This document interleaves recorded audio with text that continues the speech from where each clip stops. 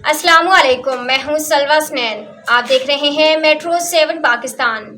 आइए नजर डालते हैं आज की अहम खबरों पर। चेयरमैन टीएमसी सहराब गोट लाला अब्दुर्रहीम अल हबीब सोसाइटी सहराब गोट में नए तामीर शुदा टाउन ऑफिस का मुआयना कर रहे हैं। इस मौका पर चेयरमैन सहराब गोट ने ठेकेदार को हिदायत की वह टाउन ऑफिस का काम जल्द अज जल्द मुकम्मल करें, मगर काम और मटीरियल में कोई कोताही कबूल नहीं होगी। ठेकेदार ने चेयरमैन को बताया कि इंशाल्लाह उम्मीद है कि टाउन ऑफिस इस महीने मुकम्मल कर लिया जाएगा।